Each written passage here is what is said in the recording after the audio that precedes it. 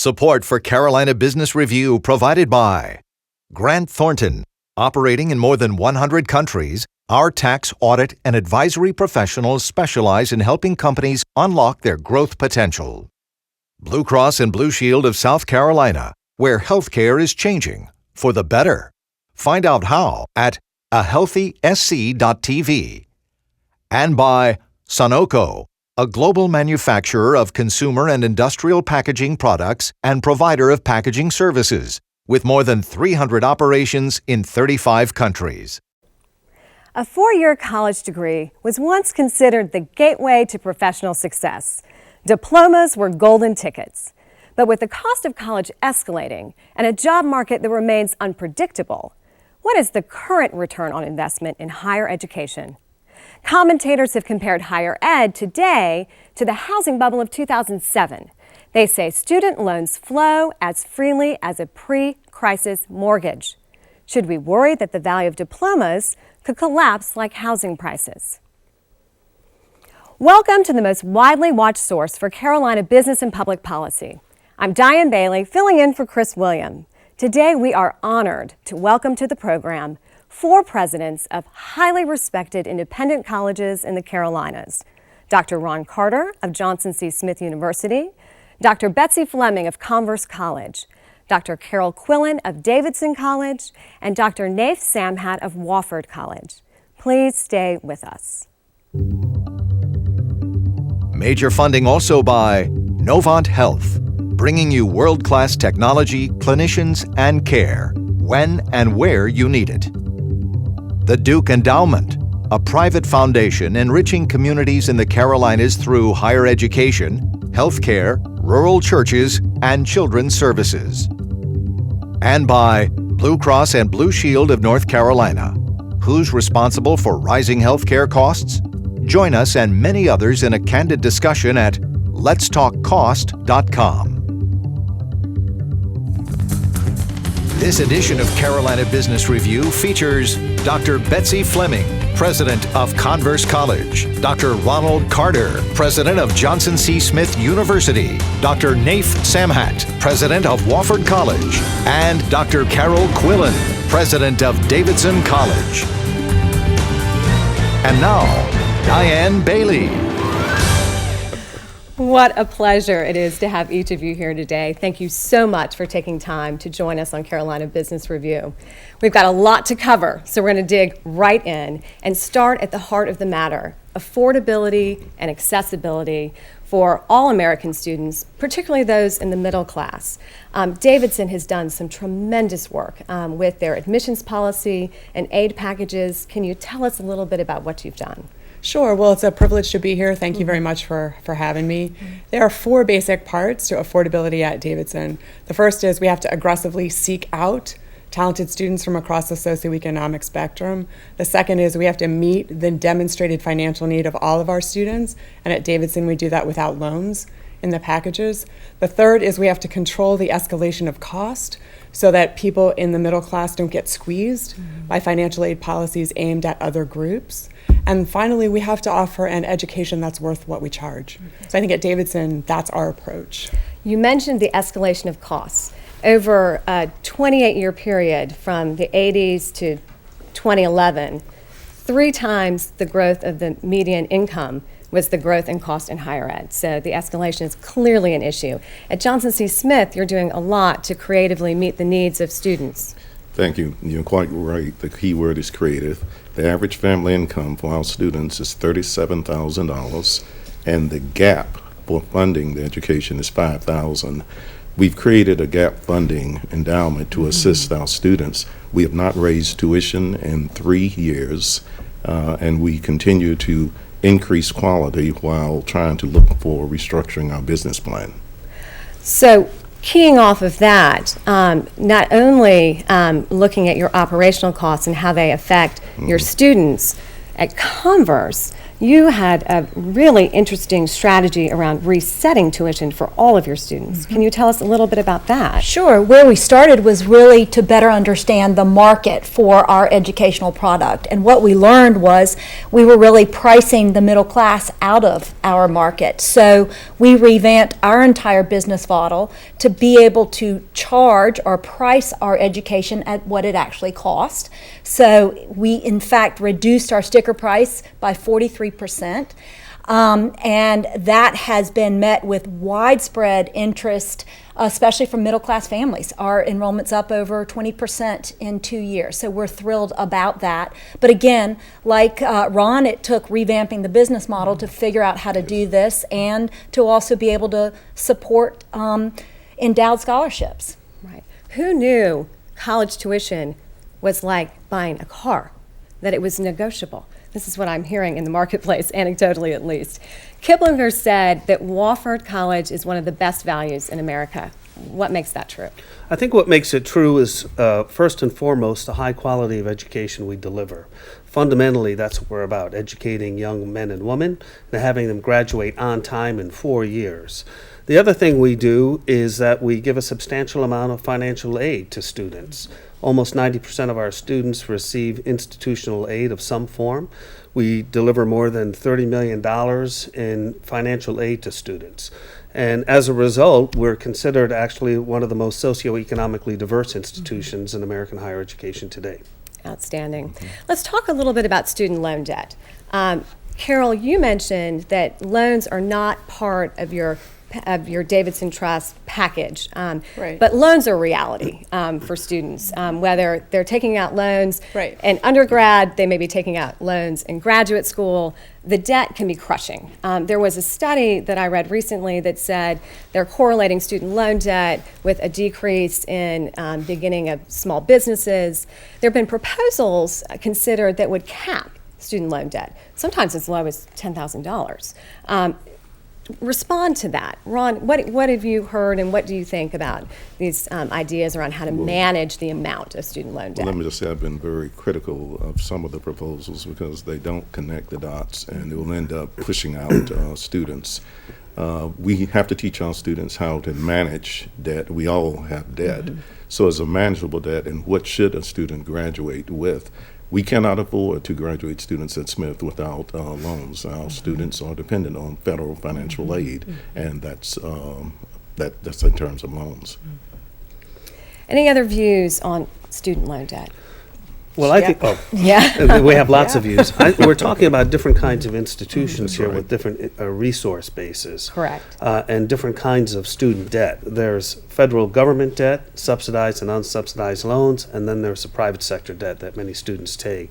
You know, when you look at the average debt of students, it's somewhere around $25,000 for private institutions.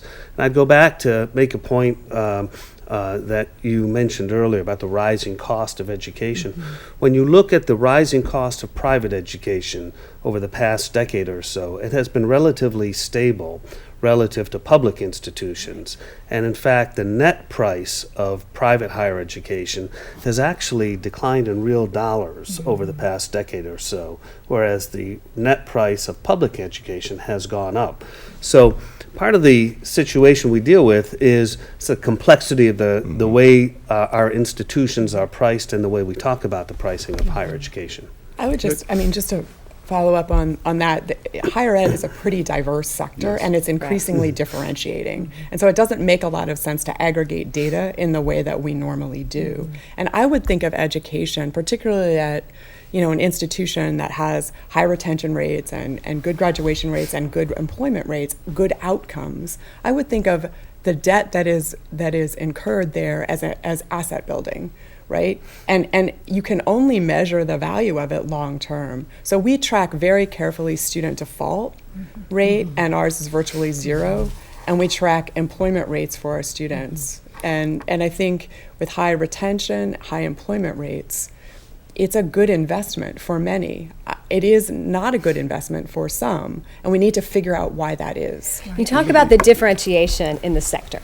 And for the consumer, the prospective student, and for those students lucky enough to have families that will help them pay for this education, how do you differentiate? President Obama may help us with that, right? We've got this new rating plan that includes a number of factors that you mentioned already, Carol, and also the gainful employment rule. So that will be one way that consumers can differentiate. How do you recommend that potential students think about the value proposition, for example, at your institution, Ron? Let me just first challenge one statement. We keep talking about parents helping their sons and daughters pay for their education. At Smith, we educate young men and women who've aged out of foster care. Right. There are no parents to help them pay, and that is a very expensive process. Mm-hmm. And the value of education for them is that they will now have an opportunity to have a key to a house, to be able to dream their dreams and to have a job and not live on the streets. Yeah, I would so we've got to look at the students we're talking about, then differentiate, and then talk about the quality and the value of education. And the consumer model is not helpful in this Exactly. always, because education is a social good as well as an individual good, and it is something in which we all have an enormous investment. And unless we can figure out a way to educate the generation of young people, our children, we are really damaging ourselves as a democratic society. So it's not like buying a car. It really is. Betsy, let me bring you into I this. would also say, one, I think institutions, private institutions, are doing a lot to help students and families understand education as an investment. It's fascinating that most people don't think anything about assuming $25,000 for car debt, and yet $25,000 for a lifetime investment in your ability to move up the professional ladder, your ability to support yourself and your family is being held to be very critical. So some of the things that even Converse is doing on that front is switching our division of financial aid to a division of financial planning. We work directly with students and families to understand, what does this investment look like over 4 years? What will my outcomes be? And then what do I have to do to make it the investment I want? How do I have to move through internships? How do I have to move through balancing work and college in order to make this fit? So I think that every institution, like most individuals, are diverse in how they deliver a quality, customized education, especially independent colleges. And how do we work really hard to help students be successful, but also to get them out so they can start contributing in a productive way to the economy. This is the important point, and I think the real crisis in higher education is completion rate, because students will acquire debt and they won't graduate. The key to transforming higher education in American society is graduating students in 4 years and getting them into the workforce or pursuing their dream. If they don't, they leave college with debt and no degree. And the difference in lifetime earnings between one with a degree and one without is very significant. And you look at completion rates, they're hovering around 50-55% across American higher education. That, to me, is the real crisis. Let me ask you this.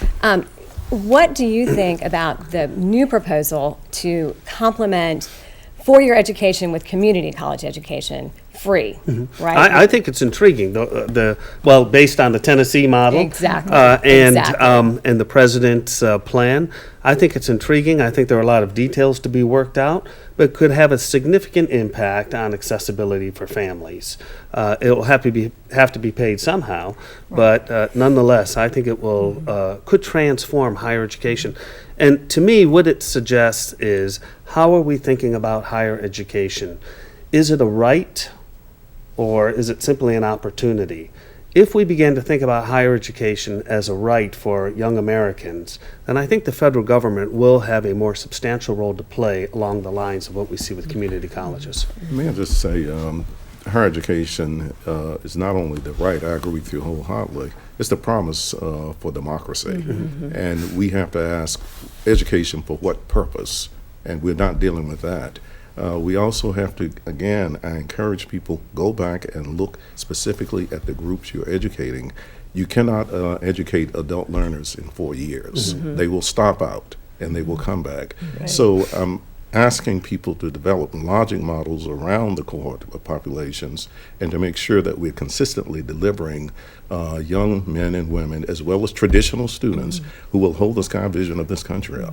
That's why we're in this. Yeah. I think one of the positive outcomes of a lot of this broader debate is encouraging educational institutions like ours to look outward as well and to map that back to what we're doing as institutions, whether it's looking at how students are coming to college, and there is a lot of data that suggests they are not less bright, they are just less prepared. And so what do we do to get them up that learning curve faster? I think all of our institutions are doing work on that front, and then also be more open about working with the professions, the businesses, and the workplaces that are going to need four-year college degree graduates, and map that back to what we're doing in our curricula. And those conversations are happening. I think we need to be a lot more open about sharing the results of those conversations and how we are transforming ourselves in order to meet social need. Yes. Absolutely. I want to shift gears to another very important topic that's been in the news, and that is sexual assault on college campuses. What happened at UVA, the firestorm started by the Rolling Stone article, this is an issue that's not going away. Nayef, what are you doing at Wofford to address this issue? Well, we have a comprehensive Title IX policy consistent with the Office of Civil Rights and the Dear Colleague requirements issued by the Department of Education. One of the challenges of these Title IX issues is that very few of us are trained to deal with sexual assault investigations and the like within our institutions. Standards of evidence or standards of determination vary from the external judicial system. Correct. And so that gap, I think, presents a challenge for all of us. There are cultural issues on our campuses we need to deal with. Sexual assault is a serious issue. We don't tolerate it. We pursue any issues that arise consistent with the Title IX policies that we have in place and with the law. But I think all of our institutions, I don't want to speak for everyone around the table, but having been involved in these conversations over the past year and a half or so, all of our institutions are facing this extraordinary challenge. None of us are necessarily trained in sexual assault and sexual harassment. The adjudication process is clearly important. One of the root causes aligns with the misuse of drugs and alcohol on campuses. There are a number of college presidents that have come out and said, one way you can address this is to lower the drinking age to 18. Get the binge drinking out from the closets and have a more responsible system. Any comment there? It's not age related. You can reduce it to 13. It depends on how people cope with their lives, how they interpret their experiences, how they define their reference groups. And you can lower it to 18, and I think there'll still be binge drinking because it's associated with fraternities and sororities and having fun. I think that lowering the drinking age to 18 will bring it out. And you try to control it. You know what's happening, but you can't see it. And the best way to address it or control it is to bring it out in the open so you can manage social events more effectively. I think it also makes it possible to have many more contexts where adults and young people are together socializing and alcohol is present but not the focus of the event. So right now there's this division between the students, half of whom are legally able to drink and half of whom are not on our campus, and sort of adults socializing, and that's one of the consequences of the 21-year-old. Yeah. I do think there are cultural and social expectations that are tied to that in terms of what the ideal college experience is and looks like, and then how do you live out that quote-unquote dream. So whether you change the drinking age or not, you also need to change cultural and social expectations of the collegiate experience. what I wanted to add about the Title IX issues are the fact that it is expensive for each institution to fulfill these regulatory demands, whether they are tied to student loan, whether they're tied to Title IX. Some of the work that a lot of independent colleges are doing are coming together by statewide associations to try to share those costs to be able to do it better. And I think this can happen as we deal with some of the other challenging social issues that not only face our colleges, but actually are issues that face society at large. Absolutely. Now, one of the interesting things about this Title IX question, it highlights what I think gets to the affordability case and the complexity of our organizations. We do a lot of things on our campuses outside of our core mission, which is to educate young men and women. We're running residential complexes, we're running food complexes, athletic complexes, entertainment complexes. And so all of these things have different cost structures. Mm-hmm. And trying to maintain create a business model that effectively integrates all these differentiated cost sectors is a challenge, especially if we're not determined to solve that by adding more students into the classroom, right? We're residential institutions. So private philanthropy matters in that equation, right? Where you can look to capital campaigns to bridge the gap between the operating costs and the needs. Talk about how private philanthropy moves the meter at Davidson. So at Davidson, the education we deliver costs more than we charge, and even for a full pay student. So we rely heavily on private philanthropy in order to provide the kind of experiences that we want to provide to our kids. I will say that increasingly we're expanding how we think about that to look for partners across sectors whose interests and aspirations align with ours, so that we can together fulfill something that we all want to do. And access is one of those issues where there are a lot of people in this country that care about access to education and who want to help make equal educational opportunity a reality for all Americans. We can work with those people, whether they're in K-12 education, government, private foundations, or corporations, and find projects that enable us to do that. So we have a current project that's about blended learning curricula for AP classes for high schools.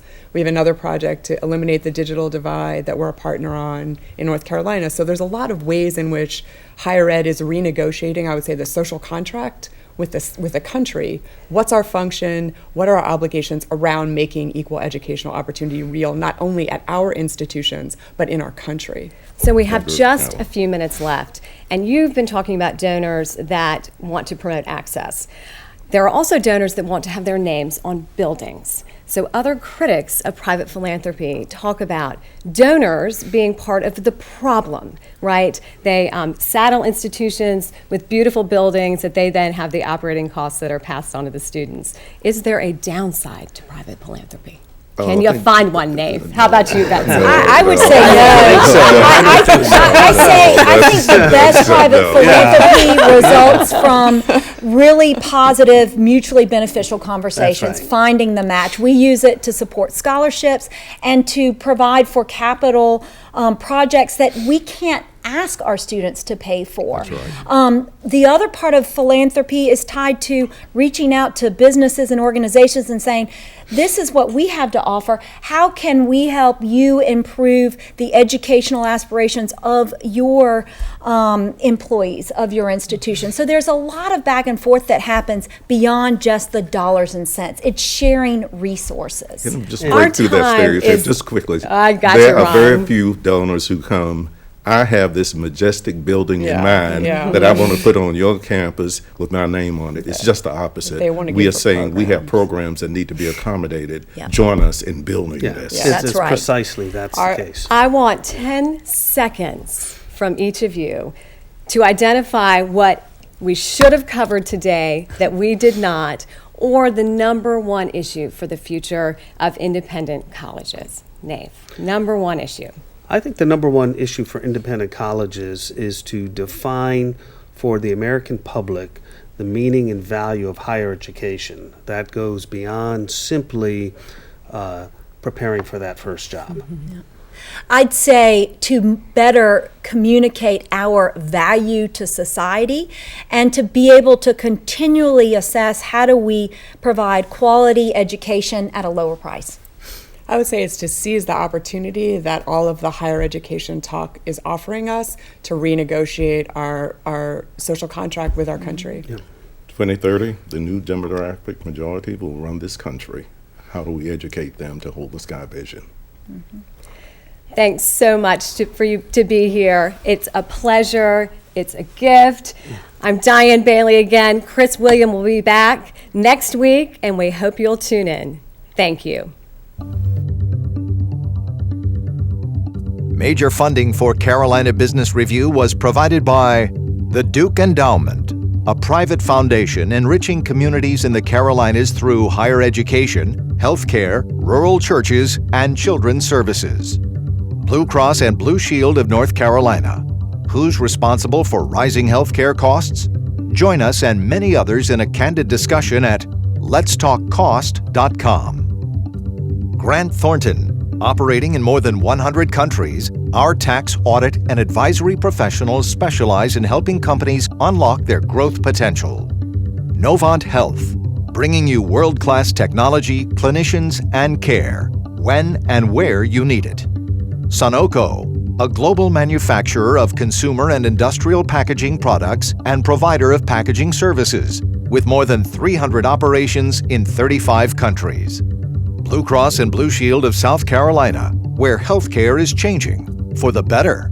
Find out how at ahealthysc.tv. And by viewers like you. Thank you. Promotional consideration provided by Business North Carolina Magazine. For more information, visit carolinabusinessreview.org.